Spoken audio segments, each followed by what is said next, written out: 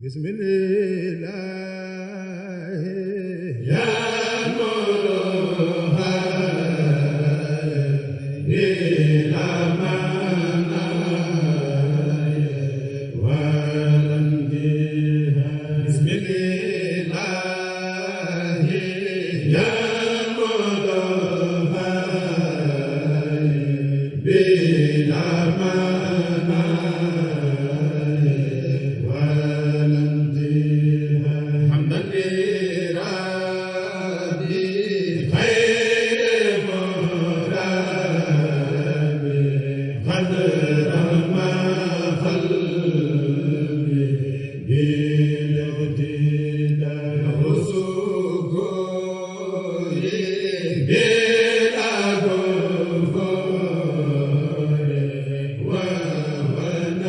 waaw ñoo ngi sant yàlla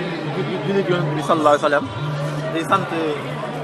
waa Darou Rahmane TV bi nga xamante ne bii ñoo ñëw fii di def benn reportage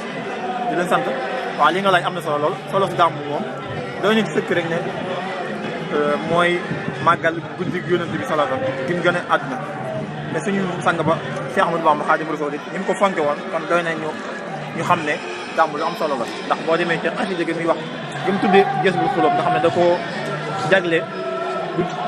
ganeeg àdduna Yonent bi ak ay jikkoom ak ay meloom maa ngi ciy wax ne mawliduhu mu'assam mubarakun muxtaramu tanzimu yanhakimu ala sawi taxaddum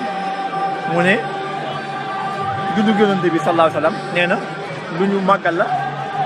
mu'assamu lu ñu màggal la mubarakun lu ñu barkel la muxtaramu lu ñu teral la mu ne nag tanzimu yanhakimu mu ne màggal ko ne kon lu war la ala sawi taxaddum ci képp koo xam da ngaa jiite mbooloo boo nee dama ne ñu ne la ah mu ne màggal guddi Yonent bi war na ci yow mu ñu xamal nag màggal bi lim ñu jariñ mu ne tanzimu bi sunnati yaquduna lil jannati bi izdiyaadil minnati li muxlisin muxasani tanzimu ne ngeen ko màggal waaye nag bi sunnati mu dëppoo ak sunna mooy lépp loo xamante ne sunna bëgg ko buñ ko fa def lépp lu sunna bëgg nañ ko fa def muy jàng alxuraan jàng xasaayid def ay istixfaar salaatu ala nabi buñ ko defee lu mu ñu jural mu ne yaquduna lil jannati dañuy woomat ba yóbbu ñu àjjana te yaakaar naa ñun ñëpp ku ne àjjana nga bëgg a dem bi ziyaadul minnati ak ay doole ay xiwal waaye kan mooy am loolu li muxlisin muxasin ki nga xam ne daa màggal guddi Yonent bi te sellal ko loolu daal bokk ci gàttal yow sëñ bi mooy liñ ci mën a sànni ndax waxtu yi daa xat waaye bëggoon nañ ci wax leen leen sant yéen bu baax a baax yéen waa Darou Rahmane TV ñaan suñu borom waaw yokku seen kii ba fa ngeen bëgg a liggéeyal sëñ Tuubaa ak lislaam ngeen liggéey lu kawe seen jox gis nañ bu baax a baax seen taxawaay ci xew-xew yi diine yëpp ñoo ngi leen ñaanal bu baax a baax